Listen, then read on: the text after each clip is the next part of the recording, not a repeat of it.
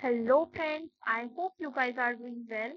And in this particular session, we will discuss 19th of July की current affairs और जितने भी important current affairs हैं along with the static GK वो हम यहाँ पर discuss करेंगे जैसे हमने earlier videos में किया है और please do share these videos as much as possible because ये current affairs videos काफी important है आपके सभी entrance लो entrance exams के लिए भी और other competitive exams के लिए भी तो यहाँ पर मैं जितनी भी इम्पोर्टेंट करंट अफेयर्स हैं वो कवर करती हूँ सो आप इसको सब्सक्राइब कीजिए चैनल को सो दैट आपको अदर अपडेट्स भी यहाँ पर मिलती रहे देन सो स्टार्ट करते हैं without wasting any further time what is the first news is about EM S Jaishankar जिन्होंने इनॉग्रेट किया है मैत्री उद्यान को in Port Louis Mauritius so Port Louis Mauritius में मैत्री उद्यान इनॉग्रेट किया गया है by our external affairs minister S Jaishankar ये यहाँ पर गए हुए थे और यहाँ पर इन्होंने मैत्री उद्यान को इनॉग्रेट किया मैत्री उद्यान में इन्होंने काफ़ी सारे प्लांट्स छोटे छोटे प्लांट्स को लगाया ताकि ग्रीनरी को प्रमोट किया जा सके and this is the first time कि मैत्री उद्यान हमने किसी अदर कंट्री में इनॉग्रेट किया है आफ्टर इंडिया तो यहाँ पर इनको वेलकम किया गया था by the PM of Mauritius Pravind Jugnauth and Port Louis is the capital of Mauritius 2/3 population Mauritius में इंडियन है यहाँ पर कॉमन लैंग्वेज है भोजपुरी यहाँ पर करेंसी है मॉरिशस रूपी और यहाँ पर आइलैंड हो जाएगा Chagos island which is disputed between Mauritius and UK so remember this point कि चेगोज आइलैंड जो कि मॉरिशस में लोकेटेड है मॉरिशस और यूक्रेन के बीच यूके के बीच ये डिस्प्यूटेड है तो यहाँ पर इन मैत्री उद्यान इनॉग्रेट हुआ है बस यही आपको यहाँ से याद रखना है और मॉरिशस के बारे में याद रखना है बाकी आप लोकेशन इसकी देख सकते हो यहाँ पे मैप में जो मेडागास्कर आइलैंड है उसके बाद यहाँ पर रीयूनियन आइलैंड देखने को मिलेगा जो कि फ्रांस की ओवरसीज टेरिटरी है and then you can see the Mauritius जिसकी कैपिटल हो जाएगी पोर्ट लुइस ये अब हम बात करते हैं अदर डिफरेंट आइलैंड्स की जैसे कि गैल्पेगोस आइलैंड ये पैसिफिक ओशन में देखने को मिलेगा एलिजाबेथ आइलैंड ये आर्कटिक ओशन में देखने को मिलेगा तस्मानिया आइलैंड तस्मान सी में देखने को मिलता है जस्ट बिलो दी ऑस्ट्रेलिया और ये ऑस्ट्रेलिया की ओवरसीज टेरिटरी है इसके साउथ में ये लाई करता है बाकी कुक आइलैंड देखने को मिलता है न्यूजीलैंड में और न्यू मूर आइलैंड देखने को मिलता है बे ऑफ बंगाल में ये पहले इंडिया और बांग्लादेश के बीच डिस्प्यूटेड हुआ करता था बट करंटली ये इंडिया का पार्ट है और New Moore Island Bay of Bengal में देखने को मिलता है मेडागास्कर आइलैंड यहाँ पे आप देख सकते हो जो कि सबसे बड़ा आइलैंड है ठीक है Madagascar is the largest island और ये इंडियन ओशन में लाई करता है इसके लेफ्ट में अफ्रीकन कंट्री है और यहाँ पर जो है वो मॉरिशस देखने को मिलता है ठीक है इंडियन ओशन में है Madagascar largest island then let's move to the next news it is about IMF is international monetary fund मैंने पहले भी वीडियोस में इसको बहुत अच्छे से डिस्कस किया है इंटरनेशनल मॉनेटरी फंड और वर्ल्ड बैंक को दोनों ही आपके जो है ब्रेटन वुड्स एग्रीमेंट से बने थे 1944 में ये बनाए जाते हैं 1945 से ये काम करना शुरू करते हैं दोनों का ही हेडक्वार्टर वॉशिंगटन डीसी में है IMF जो है इसके अंदर 190 कंट्रीज हैं जबकि जो वर्ल्ड बैंक है उसके अंदर 189 कंट्रीज हैं IMF की बात करें तो इसकी हेड हो जाएंगी या MD कह लीजिए MD हो जाएंगी क्रिस्टियाना जॉर्जिवा इनका रिसेंटली वापस से री इलेक्ट हुई है ये और यहाँ पर डिप्यूटी MG हो जाएंगी गीता गोपीनाथ जो कि चीफ इकोनॉमिस्ट हुआ करती थी अब यहाँ पर ये डिप्यूटी MD बन गई है और चीफ इकोनॉमिस्ट बन गए हैं पियरे ओलिवर तो ये इंपॉर्टेंट फैक्ट्स हैं IMF को लेकर और वर्ल्ड बैंक को मैंने बता दिया वो भी 1944-45 में बनता है ब्रेटन वुड्स एग्रीमेंट से बनता है दोनों ही IMF और वर्ल्ड बैंक आपकी Bretton Woods agreement sister twin sister कहलाती हैं और दोनों का ही हेडक्वार्टर वॉशिंगटन डीसी में है बाकी वर्ल्ड बैंक में आपके हेड हो जाएंगे अजय बांका जी तो अब न्यूज़ क्या है न्यूज़ ये है कि IMF ने इंडिया का जो ग्रोथ फोरकास्ट है फॉर द ईयर 2024 टू 25 वो 7% बताया है IMF का कहना है कि इंडिया में एम्प्लॉयमेंट रेट बढ़ रहा है FDI ग्रोथ बढ़ रही है यानी कि फॉरेन डायरेक्ट इन्वेस्टमेंट यहाँ पर अच्छी देखने को मिल रही है और लोग काफ़ी इन्वेस्टमेंट भी यहाँ पर कर रहे हैं या इन्वेस्टमेंट ग्रोथ यहाँ पर देखने को मिली है इसीलिए ईयर 2024 से 25 के बीच जो इंडिया का ग्रोथ फोरकास्ट होगा वो 7% होगा ऐसा IMF की वर्ल्ड इकोनॉमिक रिपोर्ट का कहना है ठीक है तो IMF ने एक रिपोर्ट रिलीज की है वर्ल्ड इकोनॉमिक रिपोर्ट जिसके अंडर उन्होंने ये बताया है तो बस यही न्यूज़ है कि 7% इन्होंने ग्रोथ बताई है। आईएमएफ के बारे में आप ध्यान रखिएगा और ये याद रखिएगा कि वर्ल्ड इकोनॉमिक रिपोर्ट कौन रिलीज करता है, आईएमएफ रिलीज करता है। क्योंकि यहाँ पर बच्चों को बहुत कंफ्यूजन चाहता है कि world economic report world bank release करता है, बट ऐसा नहीं है। World economic report IMF release करता है, जबकि जो ग्लोबल इकोनॉमिक आउटलुक है वो वर्ल्ड बैंक रिलीज करता है। ठीक है, तो अब हम देख लेते हैं, जैसे आईएमएफ ने इंडिया का growth forecast for the financial year 2024 to 25 7% बताया है। सिमिलरली आरबीआई ने क्या बताया है, एनसीएआर ने क्या बताया है, तो ये डिफरेंट रेटिंग्स हैं जो इंडिया को की ग्रोथ फोरकास्ट को बताती है। आरबीआई का कहना है कि इंडिया की ग्रोथ 7.2% होगी, इंडिया की जीडीपी 7.2% जाएगी। एनसीएआर का कहना है 7.5% जाएगी। एस&पी का कहना है 6.8% जाएगी। फिच रेटिंग्स का कहना है 7.2% जाएगी। सीआईआई का कहना है 8% जाएगी।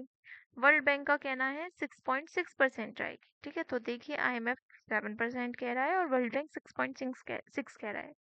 गोल्डमैन सैश का कहना है 6.8% जाएगी। This is not a name of person, but this is a rating जो आपकी जीडीपी या ग्रोथ फोरकास्ट को मेजर करती है। उसके अलावा डीबीएस बैंक का कहना है कि जो इंडिया की ग्रोथ है वो 7% जाएगी। तो ये डिफरेंट आप याद रख सकते हो। बाकी no need to worry, just remember IMF का क्या कहना है कि 7% जाएगी और आरबीआई का क्या कहना है कि 7.2% जाएगी। ठीक, then let's move to the next news. It is Asia's first health research preclinical network facility has been inaugurated in Faridabad. तो फरीदाबाद में एक प्री क्लिनिकल नेटवर्क फैसिलिटी जो है वो बनाई गई है और ये एशिया की पहली ऐसी फैसिलिटी है या ऐसा पहला एशिया में सॉरी एशिया का ऐसा पहला हेल्थ रिसर्च सेंटर है। तो प्री क्लिनिकल का मतलब क्या है? Pre word is for before. तो जो भी डिफरेंट डिजीज होती हैं जिनके लिए वैक्सीनेशन प्रोवाइड की जाती है, जैसे कि रेबीज, कोविड, निपा वायरस, ये सब इम्पोर्टेंट, ये सभी कुछ फाटल डिजीज होती हैं जो आपकी डेथ के लिए रिस्पॉन्सिबल होती हैं। तो यहाँ पर इनको कंट्रोल करने के लिए pre clinical network facility Faridabad में इनॉग्रेट की है हमारे यूनियन हेल्थ मिनिस्टर ने। और ऐसा वर्ल्ड में 9th सेंटर बना है। ऐसा 9th सेंटर ये वर्ल्ड में बना है, लेकिन एशिया का फर्स्ट सेंटर है। माइस ट्रायल यहाँ पर किए जाएंगे आफ्टर द वैक्सीन डेवलपमेंट। तो वही है, इन सभी चीज़ों को कंट्रोल करने के लिए रिसर्च करना और इनके लिए वैक्सीन बनाना, ये सब यहाँ पर किया जाएगा because it is a health research centre, first such in Asia and 9th such in the world. Faridabad Faridabad Haryana में लाई करता है। ये साइंस सिटी बनाई जाएगा इसको। और यहाँ पर सूरजकुंड मेला भी होस्ट किया जाता है। ठीक है, सूरजकुंड मेला से क्वेश्चन आते हैं, सो प्लीज टू रिमेम्बर कि सूरजकुंड मेला कहाँ पर होस्ट किया जाता है? फरीदाबाद में होस्ट किया जाता है। ऐसे ही सोनपुर मेला से क्वेश्चन आते हैं, जो कि सबसे बड़ा कैटल फेयर होता है, तो ये कहाँ पर होस्ट होता है? ये होता है बिहार में। देन एआईसीटी मैंने आपको बताया था, एआईसीटी किसको बनाया जाएगा? लखनऊ को। साइंस सिटी फरीदाबाद को। ठीक है, और इसी तरीके से परफ्यूम सिटी आपकी बोला जाता है कानपुर को। सॉरी, कानपुर को लेदर सिटी बोला जाता है। ठीक है, और ऐसे ही ब्लू सिटी आपका बोला जाता है उदयपुर को। पिंक सिटी जयपुर को। बाकी आप याद रख सकते हो मैनचेस्टर ऑफ इंडिया किसको बोलते हैं? अहमदाबाद को। ठीक है, फाइनेंशियल कैपिटल ऑफ इंडिया किसको बोलते हैं? मुंबई को। इसी तरीके से जो आपकी डिफरेंट सिटीज हैं उनको डिफरेंट डिफरेंट एक स्टेटस या फिर हम कह सकते हैं टाइटल प्रोवाइड किया गया है। मैं एक अनादर वीडियो में इसको डिस्कस कर लूंगी एक बार। देन अभी हम देख लेते हैं इसको, न्यूज को, कि न्यूज क्या है हमारी। ये है एक तो हमने देखा कि प्री क्लिनिकल नेटवर्क फैसिलिटी बनी है फरीदाबाद में। ठीक है, इसको इनॉग्रेट किया गया है। दूसरा, चांदीपुर वायरस के केसेस यहाँ पर देखने को मिल रहे हैं और 15 डेथ्स इसके कारण हो चुकी हैं गुजरात में। ठीक है, गुजरात में 15 डेथ यहाँ पर देखने को मिलती है, but because of the Chandipur virus. और चांदीपुर वायरस जो है वो ये रेप्डो वायरल फैमिली से बिलोंग करता है। जैसे कि किस वायरस, बैक्टीरिया या कोई भी ऑर्गेनिज्म है उसकी एक पर्टिकुलर फैमिली होती है, उसी तरीके से चांदीपुर वायरस की फैमिली क्या है? रेप्डो वायरल फैमिली। इसका पहला केस 1965 में महाराष्ट्र में देखने को मिला था और अभी रिसेंटली इसके केसेस गुजरात में देखने को मिल रही हैं। ये किसको अफेक्ट करता है, तो ये जो ऐसे बच्चे हैं जो 15 साल से छोटे हैं उनको ये अफेक्ट करता है और उनकी सलाइवरी ग्लैंड और नर्वस सिस्टम को ये हार्म पहुंचाता है। इसका वेक्टर हो जाएगा इजिप्शिया। ठीक है, इजिप्शिया इसका वेक्टर है जो इसको कैरी करके एक ऑर्गेनिज्म से दूसरे ऑर्गेनिज्म में फैलाता है। वो उस तरीके से ये आपका वेक्टर का काम करता है, इजिप्शिया। तो ये था चांदीपुर वायरस के बारे में और एशिया का first health research preclinical network facility जो की इनॉग्रेट हुआ है फरीदाबाद में। Then next news is about the prisoner of Bhopal. ये एक किताब का नाम है जो कि टिम वॉकर्स की किताब है और ये एक नोवेल है which is commemorating the 40th anniversary of Bhopal gas tragedy. तो द प्रिजनर ऑफ भोपाल ये एक बुक है जो कि टिम वॉकर ने रिलीज की है और ये इसके अंदर भोपाल गैस ट्रेजेडी को डिस्कस किया गया है बिकॉज भोपाल गैस ट्रेजेडी देखने को मिली थी 2 से 3 दिसंबर की रात में और 1984 में ये इंसिडेंट हुआ था और इसको अब 40 इयर्स कंप्लीट हो चुके हैं और इसी के लिए ये नोवेल इन्होंने रिलीज की है।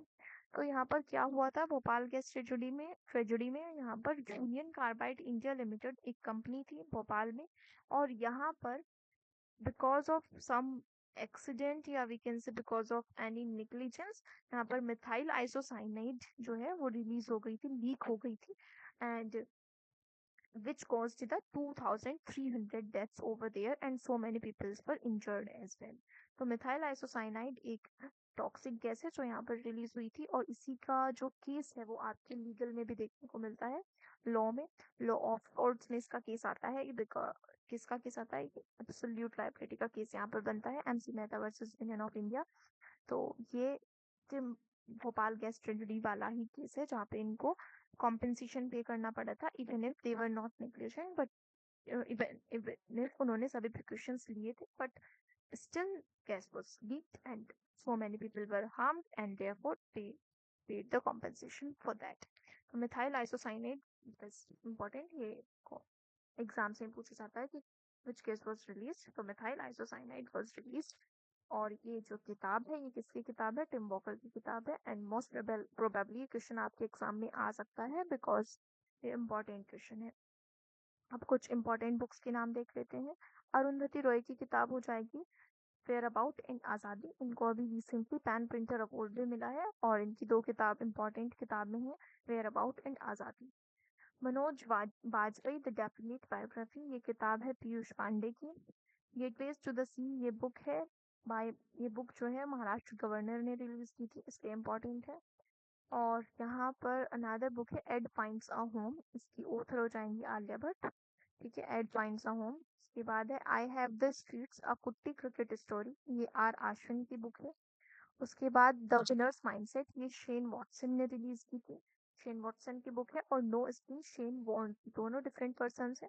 शेन वॉटसन की द विनर्स माइंडसेट और शेन वॉर्न की कौन सी है, नो स्पिन। आर अश्विन की आई हैव द स्ट्रीट्स अ कुट्टी cricket story and Alia Bhatt की एड फाइंड्स अ होम। तो ये कुछ इंपॉर्टेंट बुक्स हैं जो मैंने डिस्कस की है, बाकी हम अदर इम्पोर्टेंट बुक्स भी आने वाले सेशंस में डिस्कस करते रहेंगे।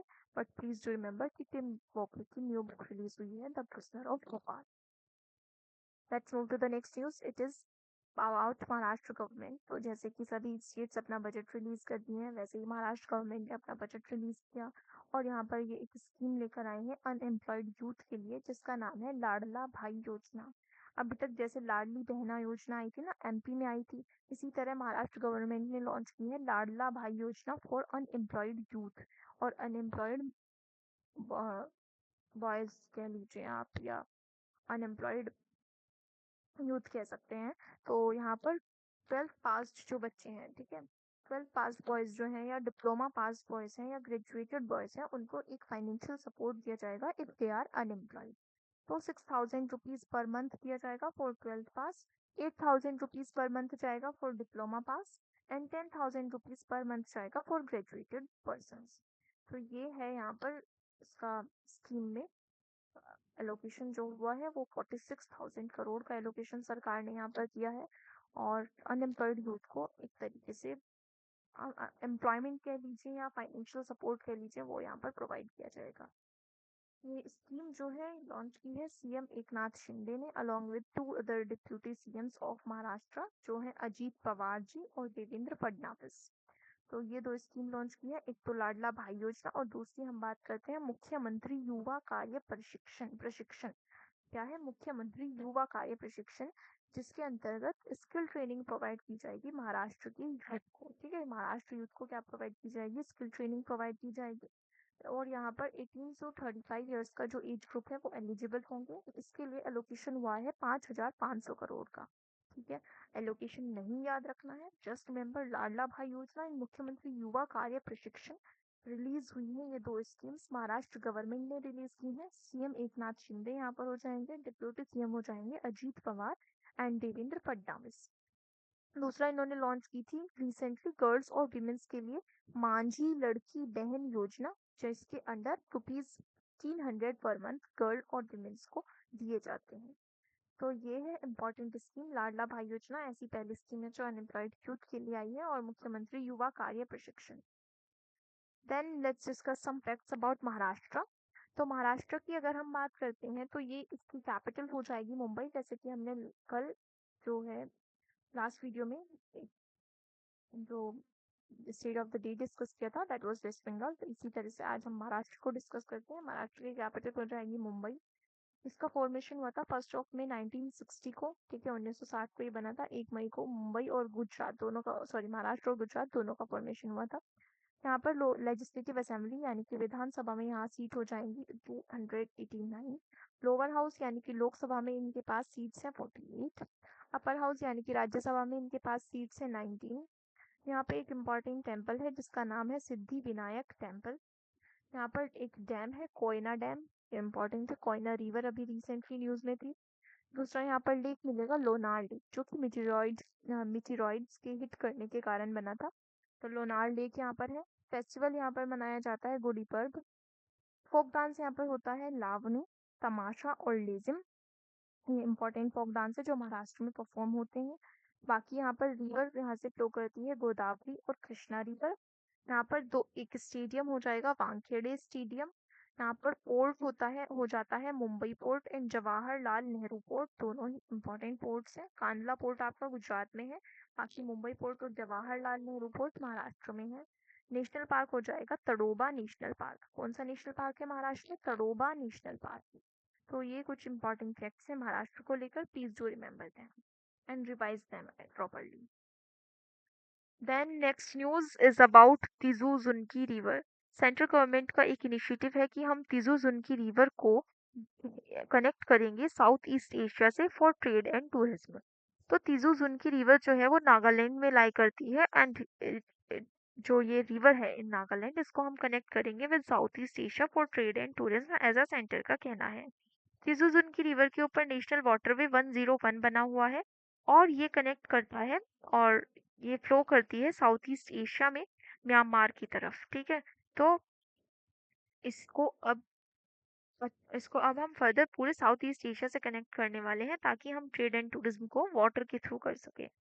तो तिजू की रिवर जो है ये जैसे नागालैंड से फ्लो करती हुई जाती है, तो ये बाद में जाकर इरावदी रिवर में मिल जाती है इन म्यांमार। जैसा कि मैंने आपको यहाँ पर भी बताया कि ये इसके ऊपर नेशनल वाटरवे 101 बना है, और ये फाइनली मर्ज हो जाती है इरावदी रिवर में इन म्यांमार। कहाँ पर है इरावदी रिवर, म्यांमार में है। इसके अंदर इरावदी डॉल्फिन्स भी देखने को मिलती हैं। और इरावदी रिवर की एक इम्पॉर्टेंट ट्रिब्यूटरी है चिड़विन रिवर। तो चिड़विन रिवर आप ध्यान रख सकते हो, which is an important tributary of Irrawaddy river. ये फैक्ट्स ऐसे नहीं पूछे जाते आपसे कि हाँ भाई ये न्यूज़ है तो इसमें से चिड़विन रिवर पूछ लिया, ये पूछे जाते हैं आपसे स्टैटिक जीके के पोर्शन में। और स्टैटिक जीके का पोर्शन आपको तभी पता होगा अगर आपने उसे रिलेट करके पढ़ा होगा करंट अफेयर से। ठीक है, तो तिजोज़न की river which is in Nagaland will be connected to South East Asia for trade and tourism. It meets with Irrawaddy river in Myanmar, जिसकी इंपॉर्टेंट ट्रिब्यूटरी हो जाएगी चिड़विन रिवर। और ये सभी की सभी rivers finally at the end कहाँ पर जाके किसमें फ्लो कर जाती हैं या ड्रेन होती हैं, अंडमान सी में ये जाकर ड्रेन होती हैं। ठीक है, अगर हम नागालैंड की बात करते हैं तो नागालैंड में 4 मेन रिवर्स हैं। एक तो तिजोजुन की हो गई, और बाकी 3 है दयांग, धनसिरी और धिकु। ये बाकी 3 इंपॉर्टेंट रिवर्स हैं नागालैंड की, दयांग, धनसिरी और धिकु। यहाँ पर सारामती पहाड़ियाँ देखने को मिलती हैं, सारामती हिल्स देखने को मिलती हैं जो सेपरेट करती हैं नागालैंड और म्यांमार के बॉर्डर को। ठीक है, तो नागालैंड इम्पोर्टेंट है। नागालैंड किससे जुड़ा हुआ है? म्यांमार से जुड़ा हुआ है। बीच में सारामती हिल्स है। तीजुजुन की रिवर यहाँ से फ्लो करके म्यांमार की इरावदी रिवर में ड्रेन हो जाती है। अगर इम्पोर्टेंट नेशनल वाटरवेज की बात कर लेते हैं, टोटल ऑल दो 111 है बट सभी फंक्शनल नहीं है। इम्पोर्टेंट नेशनल वाटरवे हैं आपके 1 2 3 4 5 6। वन वन जो है वो गंगा रिवर के ऊपर बना है। नेशनल वाटरवे 2 ब्रह्मपुत्र रिवर के ऊपर है। थर्ड वेस्टर्न केरला में है।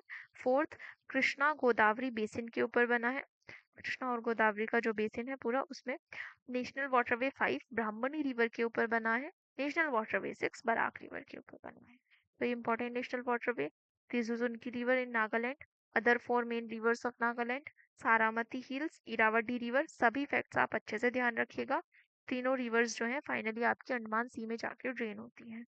तीसुजुनकी रिवर याद रखिएगा, क्वेश्चन आ सकता है एग्जाम में, इस which river on which river centre is exploring to connect hilly Nagaland with Southeast Asia, so that is on Tizuzunki. Then you can see the flow of Brahmaputra river over here. ये अरुणाचल प्रदेश से enter करती है India में through the point known as Namcha Barwa. इस जो यहाँ पर ये यू टर्न देखने को मिलता है इसका ब्रह्मपुत्र रिवर का, इसको नामचा बरवा बोलते हैं। ये ऑरिजिनेट कहाँ से होती है ब्रह्मपुत्र रिवर? तो तिब्बत में मानसरोवर लेक से ये ऑरिजिनेट होके इंडिया की तरफ आती है और इंडिया से ये पास करती है अरुणाचल प्रदेश से एंड देन उसके बाद ये असम से पास करती है। ठीक है, यहाँ दोनों स्टेट से पास करती हुई ये फाइनली जा कहाँ पर ड्रेन होती है जाके, तो बांग्लादेश से होती हुई ये चली जाती है आपके इंडियन ओशन में। तो ये है ब्रह्मपुत्र रिवर का फ्लो और यहाँ पर ये नागालैंड स्टेट है। नागालैंड स्टेट में आप देख सकते हो तिजुजुनकी रिवर यहाँ पर है। ठीक है, ये इधर से किधर जाती है? ये जाती है म्यांमार में और इन साउथ ईस्ट एशिया, जो कि हमें अभी तक हम म्यांमार हमारी कनेक्टिविटी तिजुजुनकी रिवर से सिर्फ म्यांमार तक है। अब हम इसको कनेक्ट करना चाह रहे हैं कि पूरे साउथ ईस्ट एशिया से। ठीक है, जितना भी साउथ ईस्ट एशिया है इधर जो लाई करता है, this is no these are north eastern state. ठीक है, इसके इधर जितना भी जो कंट्रीज लाई करती हैं उसके साथ हम यहाँ पर कनेक्टिविटी को बढ़ाना या इम्प्रूव करना चाहते हैं। तो ये है आपके इम्पोर्टेंट पॉइंट्स यहाँ पर, please do remember them. Then next news पर चलते हैं। तो रिसेंटली 3 अपोजिशन स्टेट्स से no to PM Shri Yojana and therefore centre stopped school scheme funds over there. तो ये क्या न्यूज है? तो एक अभियान हुआ करता था, समग्र शिक्षा अभियान, जो कि 2001 में अटल बिहारी वाजपेयी गवर्नमेंट ने लॉन्च किया था। ठीक है, और इसकी एक टैगलाइन भी थी कि पढ़े भारत बढ़े भारत, ये इसकी टैगलाइन थी। इसके लिए एलोकेशन दिया गया था 7,622 करोड़ का। किसके लिए? समग्र शिक्षा अभियान योजना के लिए एलोकेशन हुआ दिया था सेंटर ने। अब सेंटर क्या करता है? हर साल कुछ स्कूल स्कीम फंड्स प्रोवाइड करता है अंडर दिस पर्टिकुलर योजना। ठीक है, यानी कि कुछ जो भी स्टेट स्कूल्स हैं वहां पर कुछ फंड्स दिए जाते हैं by the centre under this particular योजना, जिसका नाम है समग्र शिक्षा अभियान। 2001 में शुरू हुई थी under Atal Bihari Vajpayee government for पढ़े भारत एंड बड़े भारत। ठीक है, अब क्या हुआ है? अब रिसेंटली पीएम श्री योजना लॉन्च की गई थी 2023 में 5 सितंबर को ऑन टीचर्स डे, और इसको ये कवर करती है 14,500 गवर्नमेंट स्कूल्स को, जहां पर डेवलपमेंट कराया जाएगा by the centre under this particular scheme. इसकी फुल फॉर्म हो जाएगी PM school for rising India. और यहाँ पर सेंटर का कहना था कि हम 14,500 गवर्नमेंट स्कूल्स में अच्छा इंफ्रास्ट्रक्चर, अच्छी सीट, सब कुछ अच्छे से प्रॉपर वेल मेंटेन चीज़ें तैयार करेंगे, अच्छी एजुकेशन वहाँ पर प्रोवाइड करेंगे ताकि जो बच्चे हैं वो अफोर्ड कर पाएंगे। ठीक है, गवर्नमेंट स्कूल्स अफोर्डेबल होंगे तो बच्चे वहाँ पर अच्छे से पढ़ पाएंगे। ये पीएम श्री योजना का एम है। इसको सेंटर जो है इसने सेंटर ने इसको लॉन्च किया था 2022-23 के टेन्योर में फॉर टिल 2025 टू 26। और अब क्या हुआ है? अब ये हुआ है कि सेंटर ने इसको तो एक्सटेंड कर दिया है कि हम 2025-26 तक ही नहीं बल्कि इसको 2026-27 तक चलाएंगे योजना को। और 2026-27 तक इसका टारगेट ईयर हमने रखा है कि 14,500 गवर्नमेंट स्कूल्स हम डेवलप कर देंगे, वेल मेंटेन्ड उनको बना देंगे। ऐसा मिनिस्ट्री ऑफ एजुकेशन यानी कि आपके धर्मेंद्र प्रधान जी का कहना है अंडर पीएम श्री योजना। तो एक तो एक्सटेंशन मिल गया इस योजना को। दूसरा क्या हुआ है कि समग्र शिक्षा अभियान के अंतर्गत स्कीम जो स्कूल फंड्स दिए जाते थे वो पंजाब, दिल्ली और वेस्ट बंगाल में रोक दिए गए हैं। ऐसा क्यों किया गया है? बिकॉज ये लोग पीएम श्री योजना को मानने के लिए तैयार नहीं है। ठीक है, ये पीएम श्री योजना को अपोज कर रहे हैं, इसीलिए पंजाब, दिल्ली एंड वेस्ट बंगाल में जो सेंटर समग्र शिक्षा अभियान के अंतर्गत या इसके अंडर जो भी फंड्स देता था वो यहाँ पर स्टॉप कर दिए हैं सेंटर ने। ठीक है, तो ये है आपकी न्यूज़। बाकी एजुकेशन से रिलेटेड आपका 86 कॉन्स्टिट्यूशन अमेंडमेंट एक्ट आता है, 2002 में हुआ था, और राइट टू एजुकेशन को एक फंडामेंटल राइट बनाया गया अंडर आर्टिकल 21A। दूसरा, फंडामेंटल ड्यूटी नंबर 11 आपकी एजुकेशन की बात करती है कि जो पेरेंट्स हैं वो अपने बच्चों को 14 ईयर्स की एज के बच्चों को एजुकेशन प्रोवाइड कराएंगे। और इसके अलावा जो एजुकेशन है वो कॉन्करेंट लिस्ट में आता है। With in the 7th schedule आपकी 3 लिस्ट है जिनके अंदर डिफरेंट सब्जेक्ट्स मेंशन्ड है। भाई जैसे कि आपकी स्टेट लिस्ट है, तो स्टेट लिस्ट में क्या है, कुछ सब्जेक्ट्स मेंशन्ड है, वो सब्जेक्ट्स के ऊपर स्टेट लॉ बनाएगा। कुछ यूनियन लिस्ट में कुछ ऐसे सब्जेक्ट मेंशन्ड है जिसके ऊपर सेंटर लॉ बनाएगा। और थर्ड आपकी कॉन्करेंट लिस्ट है जिसके ऊपर सेंटर भी लॉ बना सकता है और स्टेट भी लॉ बना सकती है। तो ये जो सब्जेक्ट एजुकेशन सब्जेक्ट है ये पहले स्टेट लिस्ट में हुआ करता था, but after 42nd constitution amendment act in the year 1976 इसको कॉन्करेंट लिस्ट में डाल दिया गया। उसके अलावा आपकी नेशनल एजुकेशन पॉलिसी अब तक 3 बार आ चुकी है। पहली बार 1968 में आई थी, दूसरी बार 1986 में आई थी, and this is the third time कि 2020 में नेशनल एजुकेशन पॉलिसी आई है। ठीक है, और उसके अलावा लिटरेट चिल्ड्रन किसको कहते हैं? तो any child who is of 7 years of age and can write, read and write will be called as literate child। ये लिटरेट चाइल्ड की डेफिनेशन है। अगर एग्जाम में पूछ ली जाए तो आप मार्क कर पाओगे कि 7 साल का अगर बच्चा है, लिख सकता है, पढ़ सकता है, तो वो लिटरेट चिल्ड्रन की कैटेगरी में रखा जाएगा। तो बाकी मैंने न्यूज़ आपको अच्छे से बता दी। ये याद रखना कि पीएम श्री योजना किस को दो 3 स्टेट सपोज कर रही हैं, पंजाब, दिल्ली एंड वेस्ट बंगाल, जहाँ पे सेंटर ने समग्र शिक्षा अभियान के अंडर प्रोवाइड किया जाने वाले फंड को रोक दिया है। बस ये आप याद रखना और पीएम श्री योजना के फैक्ट्स याद रखना। So you can see here that under the Samagra Shiksha Abhiyan, the flagship school education program to Delhi, Punjab and West Bengal, because of their reluctance to participate in PM Shri Yojana और प्रधानमंत्री Schools for Rising India scheme। ठीक है, उसके बाद हम चलते हैं next news की तरफ, जो कि है ऑपरेशन नन्हे फरिश्ते। तो अब ऑपरेशन नन्हे फरिश्ते क्या है? अभी रिसेंटली कुछ दिनों से हम डिफरेंट ऑपरेशंस को डिस्कस कर रहे हैं। कोई ऑपरेशन कहीं पर कंडक्ट हो रहा है तो कोई ऑपरेशन कहीं पर, ऑपरेशन इंद्रावती कहाँ पर हुआ, हैती में हुआ, ऑपरेशन कावेरी कहाँ पर हुआ, सूडान में हुआ, ऐसे हम डिफरेंट ऑपरेशंस डिस्कस कर रहे हैं। अभी रिसेंटली न्यूज़ आई है कि आरपीएफ जो है, रेलवे प्रोटेक्शन फोर्स ने 84,119 चिल्ड्रंस को हार्मफुल हाथों में जाने या रॉन्गफुल हैंड्स में जाने से बचाया है अंडर ऑपरेशन नन्हे फरिश्ते इन द लास्ट 7 years। अब देखते हैं ऑपरेशन नन्हे फरिश्ते क्या है। तो ऑपरेशन नन्हे फरिश्ते 2018 में लॉन्च किया गया था, और इसको लॉन्च किया गया था बाय रेलवे प्रोटेक्शन फोर्स, ताकि ऐसे बच्चों को बचाया जा सके जो कि स्टेशन और ट्रेन पर देखने को मिलते हैं और उनका कोई नहीं होता, गरीब बच्चे वो होते हैं, ऑर्फन्स भी होते हैं, and to prevent them from falling into wrongful hands ये ऑपरेशन चलाया गया था। ताकि मतलब ऐसा भी होता है ना कि जो ये बच्चे होते हैं, अगर वो ऑर्फन्स हैं तो उनको बेच दिया जाता है। ठीक है, ह्यूमन ट्रैफिकिंग या ये सब चीजें देखने को मिलती हैं, तो उसी को प्रिवेंट करने के लिए ऑपरेशन नन्हे फरिश्ते चलाया गया था। अब रेलवे प्रोटेक्शन फोर्स को देख लेते हैं। रेलवे प्रोटेक्शन फोर्स ने क्या किया है, यहाँ पर 84,000 ऐसे बच्चों को यहाँ पर बचाया है लास्ट 7 years में, 2018 से। और रेलवे प्रोटेक्शन फोर्स 1954 में बनाई गई थी। इसके डायरेक्टर जनरल मनोज यादव हो जाएंगे।